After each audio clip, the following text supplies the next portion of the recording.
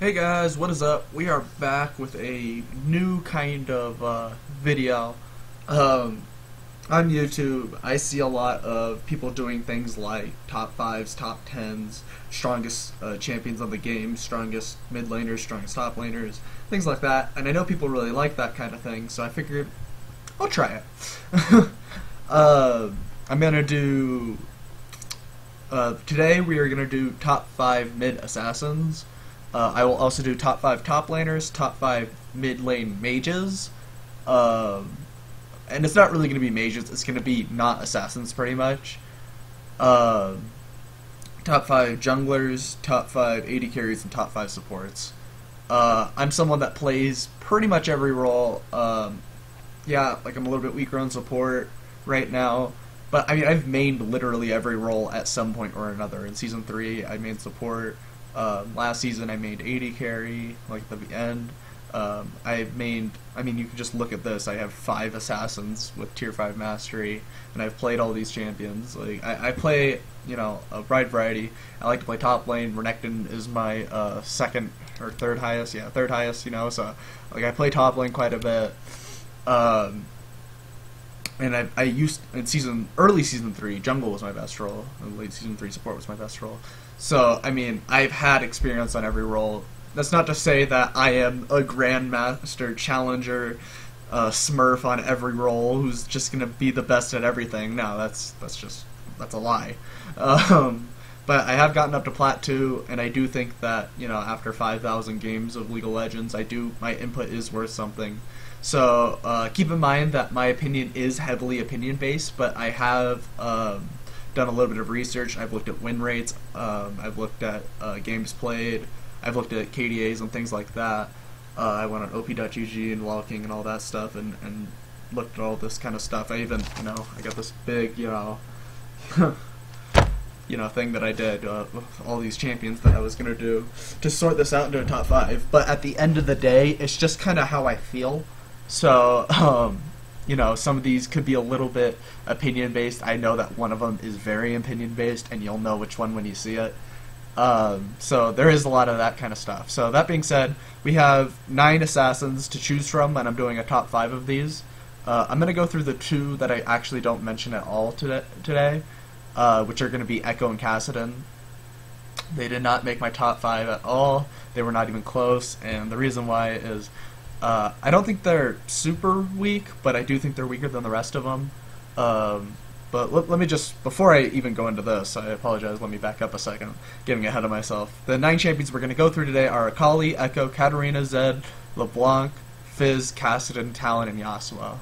These are the champions that I think are fairly viable in the mid lane as assassins, and are pretty strong right now. LeBlanc is the only ranged champion. Like it says, like Nidalee's an assassin. I consider her more of a mage, even though she does have more of that assassin playstyle. You can play Yi mid, but I mean, I haven't seen Yi mid in a long time. I mean, I've seen AP Rengar mid, that doesn't mean I'm going to throw it in here. Kha'Zix was good in Season 3, but he's not much of a mid laner. I've seen Nocturne mid and things like that, but overall, these are the champions that you'll typically see in mid lane, and that's what I'm going through. So anyways, back to what I was saying right before this was Echo and Kassadin. Echo, I think he's a fairly decent champion. I don't think he's super weak, but his win rate is down at 47%. That's not to say that win rate means everything. It really doesn't. Like, my number 1 pick has a 46% win rate, but I still think she's number 1, and spoiler alert, she. Yeah, like, win rate doesn't mean everything, but it does have some kind of depth to it. That could be thrown into skill cap and things like that. But the reason why I don't think that he's worthy of this top 5 is because he's really reliant on his stun, and it's really easy to get away from his stun. And the other big con to him is that his gap closer, his dash, is really, really slow. The dash where he goes forward, I think it's a Z, yeah, it's a Z, and he dashes forward and then he jumps to you. The jump part is really nice, but the initial dash is really, really slow, and there's a lot of room to counterplay that. And then secondly, for Kassadin, I think Kassadin gets super strong in the late game. Is in fact one of the strongest champions in the game. But with how snowbally the game is right now, it's really important to do well in the laning phase. And even if you survive the laning phase as Kassadin, you're not going to offer pretty much any map pressure at all. until you're level 6, and then even then you're still super weak until you finish your Roa. And yeah, it just takes way too long for him to ramp up in this season. Not to say that he's a super weak champion. I think he's really fun. I think he has a lot of strong points, but overall I feel like it just takes too long for him to ramp up. Anyways, without further ado, let's get into the top 5. And on our number 5 spot, we are going to start with Yasuo. So here's my pro and con list. Left is pros, right is cons. So let's just start with the pros. So Wardler's Bloodlust, obviously a very good mastery. It gives a bunch of lifesteal, it gives increased attack speed, all very good stats on Yasuo. It's a very strong summoner cell, but that being said, it was nerfed, so it doesn't work on minions anymore. Only works on champions. It hasn't been updated in the tooltip, but it is accurate. So yeah, it's still a very strong not summer spell, mastery. So it's definitely worth mentioning that he synergizes well with it. But that being said, at the end of the day, it still did get nerfed. Next, we have strong lane. Yes, he does have a very strong lane. In fact, he is very hard to counter, and the best Yasuo pretty much has no counters, because the amount of things you could do with him in lane if you play it perfectly. Like even I said when I was playing Akali against Yasuo the other day, it's super favored in Akali's on Akali's side, but if you play it wrong as Yasuo, or I mean not as Yasuo, as Akali, and Yasuo's just really good, he can turn that lane into looking like Yasuo is favored in the matchup, which is pretty weird. There are not a lot of champions that can do that, so it's definitely worth mentioning that he is very strong in lane and has the ability to pretty much do well against any champion. He has kind of a weird style. I put this as a pro instead of a con because yes, it can be kind of hard to pick up, but assuming that you play Yasuo and you're somewhat used to it, it's actually kind of difficult to play against his E sometimes. So you can kind of throw people off if you're good with it. It can be difficult to pick up, so if you're picking up Yasuo, you can throw that in as a con. But if you're playing against Yasuo, it can also be seen as a pro, as to just kind of difficult to deal with. I put mobile with a question mark because with his E, he does have a lot of mobility in lane, and he can be really hard to hit with skill shots and things like that. But at the same time, he is bound to minions and champions and monsters, so he's very limited into exactly where he can go. Plus, his E is at a fixed distance, which means you can't stop short with your E. So yes, he's mobile, but he is still fixed with where he can go. So, which is actually a problem for some of the other champions in this list, as pros and cons. He synergizes really well with the new items. It's like super. I think Status Shiv IE gives him 100% crit chance, which is awesome. Plus, I mean, there are a lot of other good items that synergize well on him. You know, with like Ravenous, with Teamite being cheaper, Bloodthirster, Death Dance, I'm sure is pretty good on him. I don't play a whole lot of Yasuo, but I know that these items should synergize really well on him. And lastly, he does have a really good team fight. We've all seen the highlights of the 5-man Yasuo, where he just Zac jumps in and then he jumps in and then the game is won, the game is over. So he does have a really good team fight, which is not something that a lot of other assassins have, where they can be decent team fighters, but he actually contributes to the entire team as opposed to just blowing up the backline. So he has that above a lot of other champions, which almost put him ahead. But next we go on to the cons, which puts him back in the top, or into the number 5 spot, is that he's very, very difficult. I don't care what anyone says. I've heard a lot of people say that Yasuo is not a very difficult champion. He is very difficult, and I know this not because I play Yasuo, but because I play against Yasuo, and I've seen so many bad Yasuos. I've seen so many more bad Yasuos than good Yasuos. Even the Yasuos that do well, you can see the difference between a good or bad one. And it's not the team's fault for not picking a knockup. It's because he didn't know how to play the champion. Like I said earlier, he does have a kind of weird style, and he can be really difficult to get used to play at a high level.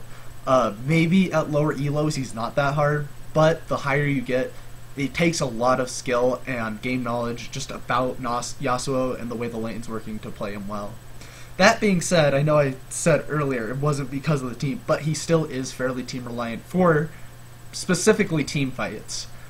In 1v1s and things like that, he's not super team reliant. He's not like an AD carry that needs to be peeled or anything like that. But in a team fight, it is super helpful to have a Gragas, Zac, Cho'Gath, Vi, Malphite, all these people for knockups to set up that really good team fight and make it so he actually does have a good team fight. Another con I put, it says fighter/assassin. It's not really a con as far as the champion's concerned, but as far as the list is concerned, I'm looking for assassins, and he's more of a fighter, which means that he has a weaker burst. Obviously, with IE, you're gonna do damage, but it's more towards sustained damage than burst damage. Even with his ult, he doesn't usually kill people with his ult. It's because he ults and then EQs and then hits everyone with the Q that crits everyone with the increased armor pen and all that stuff. So, yeah, he still has a lot of assassin qualities. That's why he's in this list, but he is more fighter-esque. And lastly, again, along with that weird style, he can outplay himself with like a bad E.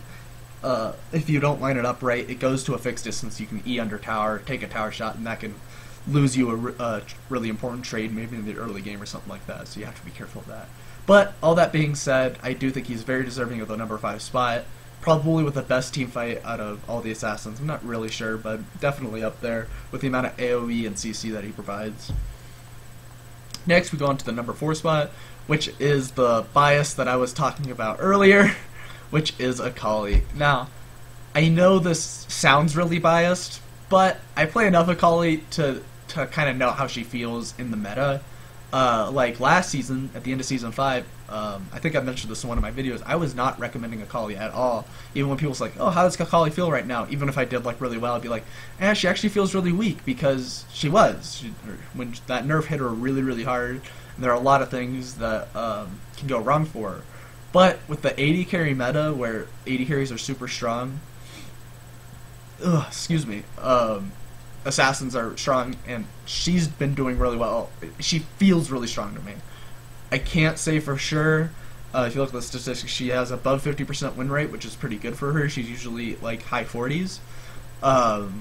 So she's definitely going up, but she does have a low amount of games, so that statistic could be a little bit off. So that's my first pro, is that she feels good right now. As someone who plays a lot of Akali, she feels strong. That's not rooted in a lot of fact. That's just, like I said, this list is a lot off my feeling. She has an ability to go invisible, which is really good, especially in solo queue when people don't buy wards and things like that. That being said, it could be treated as a con because she is somewhat reliable on going invisible to disengage, but I think overall it definitely is a pro, especially in the laning phase and things like that. It helps you get through that laning phase, and there are a lot of good outplays you can do with using your Shroud. Now, I wrote Forgiving here, not because, like, every assassin, by definition, is high risk, high reward. But, as opposed to some of the other assassins, in lane she is somewhat forgiving. I'm sure if you've watched my stream at all, if you've watched some of my videos, you see me behind a little bit, especially like in CS or like maybe I'm down a kill or something like that in my lane, and I'm able to come back because once she gets like her first item like Gunblade, or even her second item Zanya's, sometimes she can really come back into the game, as opposed to some other champions that I'll be mentioning later. She's like let's just say Kassadin gets behind. When he gets behind, then he's just screwed for like the next hour. You have to wait till the 40-minute mark before he gets his items and he's ready to fight. But as someone like Akali, once I have my Gunblade, yeah, it can take a little bit longer to get, but once I have my Gunblade, I can still do something. In my last commentary, actually, I was super behind on Akali, and I was still making things happen. Even though my score looked really bad, I was still a threat in the map, and that's just because she kind of does have a forgiving kit. On top of that, she has Sustain, which is really, really nice, because most assassins don't. They're really reliant on the lifesteal they get from items and things like that to sustain after a fight, or to just make it through the fight. But Akali can stay in the fight because of her spell vamp, and she still has the resets, similar to Katarina, where if you get the kill, you get a reset in your ult, which can help with a lot for getting even more sustain. She's really durable in both builds and fights. I know that my build is pretty stagnant usually. Always get Gunblade first, then I usually get Zhonya's or Ludens, and then I get the other one, and then I get Void Staff. It's, you know, usually the same, but there are almost like 3 or 4, maybe even 5 builds that you can do on her that are all viable. We can get Haunting Guys on her, you can get Lichbane on her, you can get Rylai's on her, you can get all these different items, and they're all like good builds. Some are better than others in my opinion, but they're all viable. They all work and they all serve for different purposes. So, and as far as in fights, it means she can fill different roles in fights. As an assassin, you're expected to dive the backline and kill someone in the backline. But on Akali, you can be looking for picks. She can split push. She can do all this kind of stuff, where as opposed to just being an assassin. So that gives her a lot of durability. And my last pro is that she's a bit underplayed. Not super underplayed, like, it's not like you never see Akali, but she's underplayed enough that people aren't as used to playing against her right now. She doesn't have like a super difficult, or it's not like, you know, if Fizz was underplayed or something like that. It's like, oh yeah, I forgot about his Playful Trickster or something like that. So like there isn't a huge pro, but it's still a pro that like people aren't used to playing against her. And onto the cons, the oh-so-dreaded cons, is that once she's immobile, again, with her Shroud, she gets like 100% move speed buff at tier 5. With her ult, she can get places. Yes, this is all true. But she is limited to minions and monsters and things like that, similar to Yasuo's E, on where she can go. And on top of that, she doesn't have any kind of, like if they have a pink ward and you're in your Shroud, your Shroud just doesn't matter. So overall, she is immobile. She's very easily counterpicked. She has a lot of counters. You've seen me play enough where I've won lane against people like, you know, Malzahar or LeBlanc.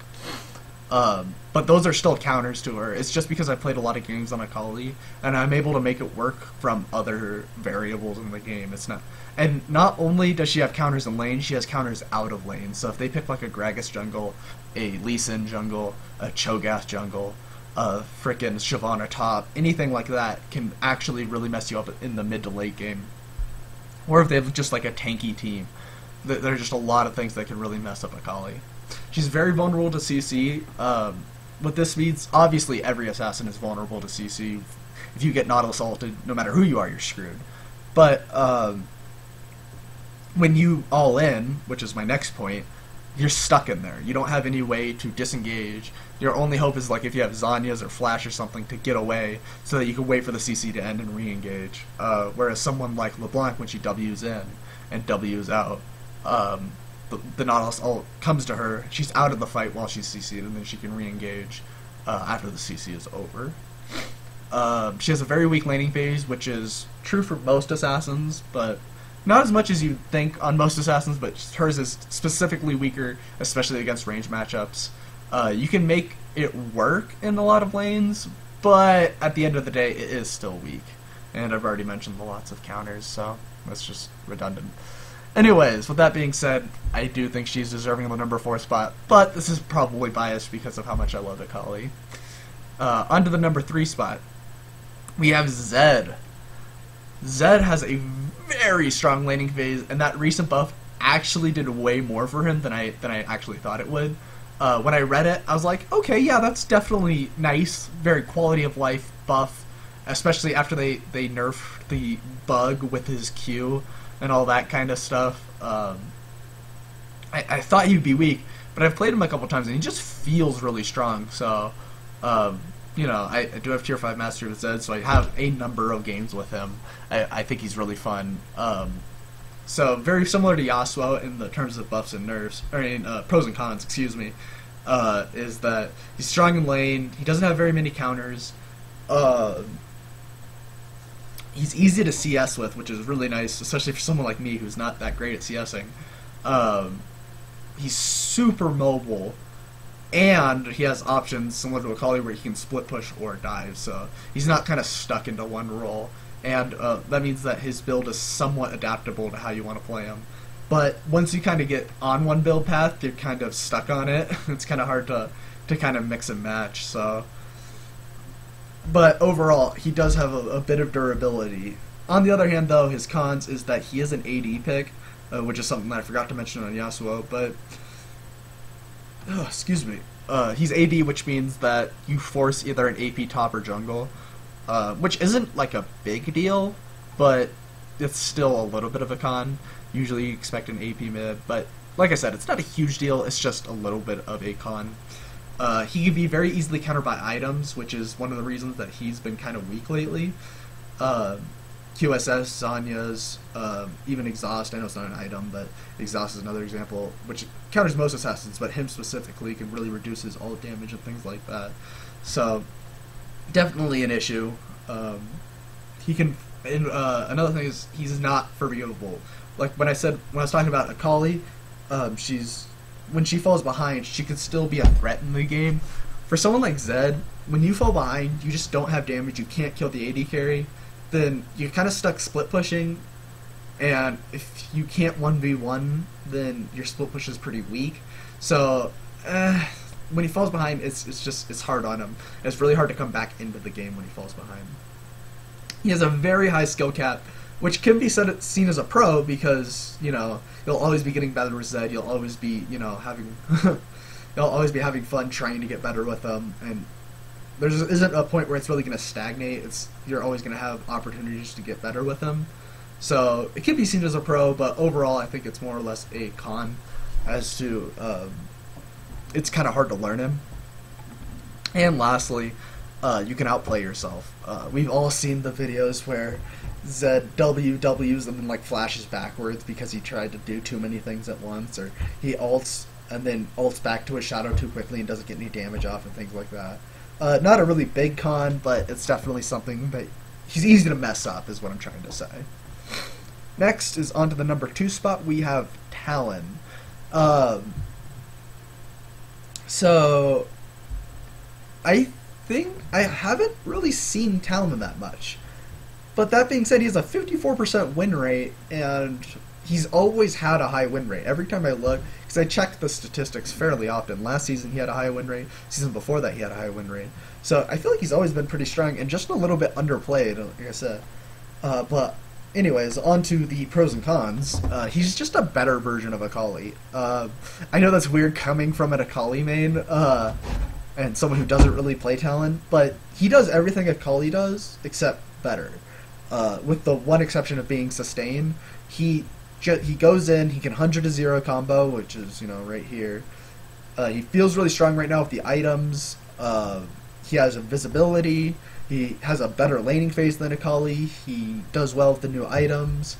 All this kind of stuff is very similar to the playstyle of Akali. You dive the backline, and you blow up somebody 100 to 0. But I just like Akali more. That's just how I play. So, overall, I just think that the things he does are very similar to the reasons why I think Akali are strong, that he's just better at them. However, his cons are a little bit different. So, he has the same con of being super all-in. He is an AD champion, which is the same as the Zed one, where it's not like a big deal, but, it does force the topper jungler to pick an AP champion. He is item inflexible, which means, you can get Hexerker as a second item, and that would be okay instead of something else, but mostly he has one build path that is optimal, and other build paths are not quite as strong. He just feels like he needs certain items to be viable. There is a little bit of flexibility, as there is with every champion. Oh, they have a lot of AP, I'm going to get a Banshee's Veil. Oh, they have a lot of AD, I'm going to get like a GA or something like that. But overall, he's kind of stuck on one item path. At least that's what it feels like to me. I don't play a lot of Talon, so I could be wrong about that. But he's immobile, very similar to Akali. He does still have his teleport, which is very similar to Akali's, except that instead of a dash, he teleports, flashes, whatever you want to call it, instantly to the target, so you can't be intercepted by like a thresh hook or things like that. So it is a better version of it. He also has it before 6, so that means he doesn't need to wait to 6 to get his gap closer. And the last con is that he has really no sustain. You can put lifesteal into his build, obviously. Hydra's a very core item on him. But overall, I've noticed that generally Talons have less sustain than other assassins. not the biggest of deals, as you're kind of all in. It's either get them or you don't get them.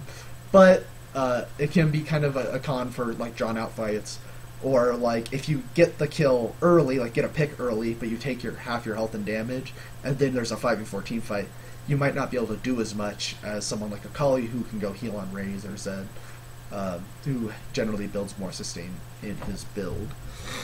So overall, though, I do think he is definitely the second best assassin. And before we get to my number one pick, I have two honorable mentions that I would like to talk about. And the reason why they're not in the top 5 is because I don't feel like they're specifically strong right now with the patch or the season, but I think overall they're just strong in solo queue, just as champions. Their kits are really good for solo queue, even if they are not specifically strong right now.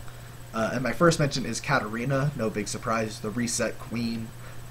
She's always going to be strong solo queue. She has AoE, which makes her team fight really good, similar to Yasuo.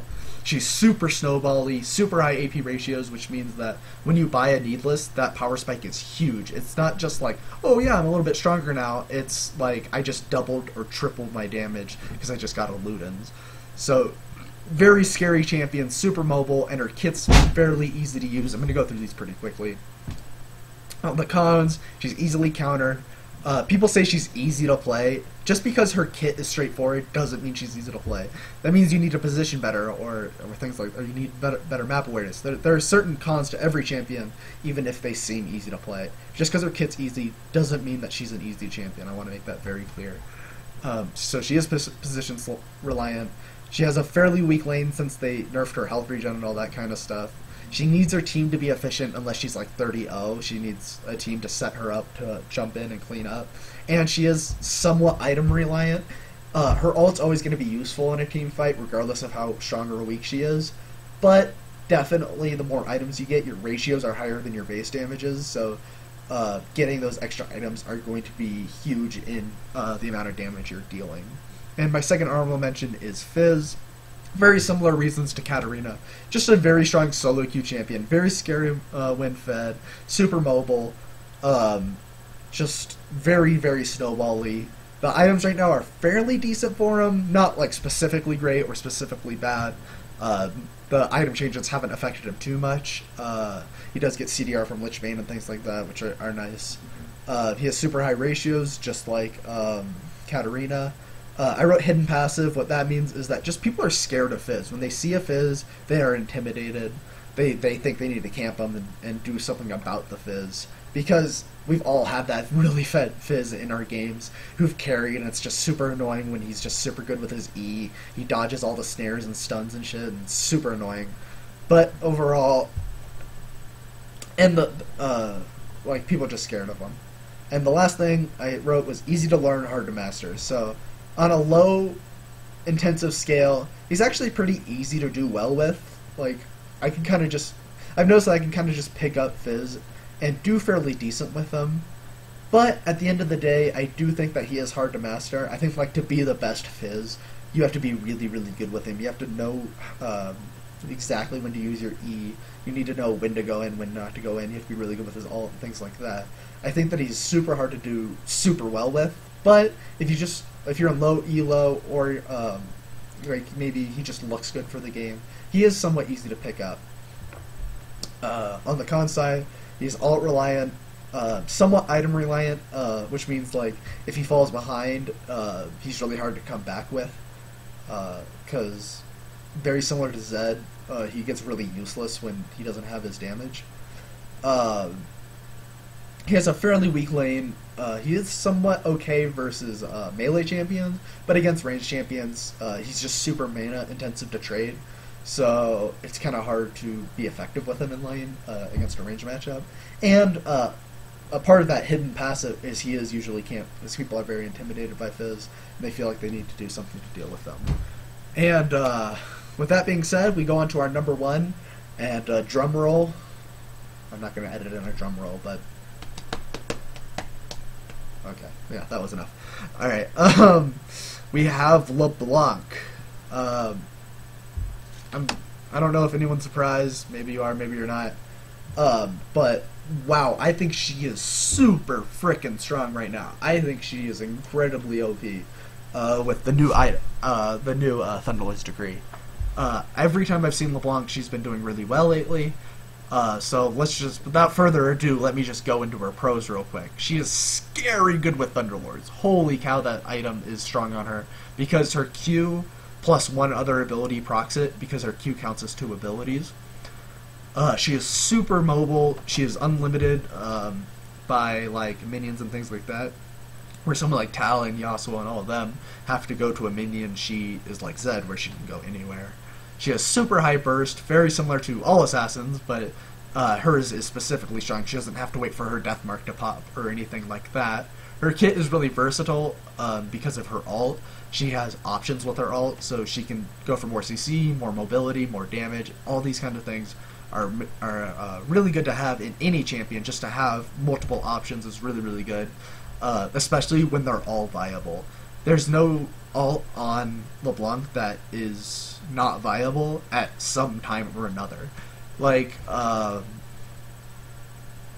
can't really think of a good example, but if like, let's just say her chains have really weak damage, you would never use her chains because she's an assassin. You don't want to reduce your damage, but all of her hang on guys, one sec. Yeah. Sure. Sorry about that. My roommate. Anyways, where was I? Yeah, so her kit's super versatile. Everything's viable. She's really safe in lane. She's very hard to gank. She has a really strong laning phase. She offers a lot of CC. Well, she offers any CC. Not a lot of CC. She offers any CC, which is more than most other champions. Akali's Shroud Slow doesn't really count. Yasuo has a knockup, which is really nice, but it takes 3 Qs to get there. Talon has a slow, I guess, that lasts for half a second. Cool, like, but she actually has a snare, which is actually not that bad. If you've ever seen me play LeBlanc, I use it a lot, and it's actually not that hard to use once you get used to it. Her passive is really strong. Her passive is really good for jukes, which kind of go with her kit of the Master of Deception and all that. She has very Zed-esque jukes where she goes one way and then goes back to her W and things like that. So she has a lot of really good pros to her. On the con side, though, she can be hard to CS with if you're not used to her auto attacks and things like that. I personally like her auto attacks, but she is still a mage, so they're weaker than someone like Zed's or Yasuo's or even Akali's, who has her passive to make it easier. She can be useless if she falls too far behind, somewhat unforgiving as a champion. I still think that she has the mobility to put damage out, but I can see if she got really far behind in a lane, then she definitely could become more of a hindrance than a help. She can be kind of hard to learn because her kit is really versatile, but once you learn her, I do think that just becomes a pro. And at the end, she does have a couple of hard counters, like Cho'Gath mid, for example, where she just can't burst him down, she can't snowball off him. And that could be an issue when you're trying to be an assassin and, you know, get that early lead. So, all that being said, this is my top 5 list. I think that these are the 5 strongest champions. I'm sorry that's not, like, super flashy. I don't have, like, gameplay and, like, super cool lists or anything like that. It's just black and white. But anyways, with that being said, tell me what you guys think in the comments below. Do you agree with my decisions? Do you disagree with my decisions? Do you like these top 5s? Do you want to see me keep doing them? I'm gonna do one for every lane, plus 2 for mid lane, you know, because I'm gonna do mages as well, and all of that. Yeah, I just thought I'd try this out. This is what I think. I know people usually like these top 5 kind of things, so thought I would try it out. Let me know what you guys think in the comments below, and don't forget to like, favorite, subscribe, and share with your friends, and I'd really appreciate if you did those things. All that being said, I hope to see you guys on the next one. Peace.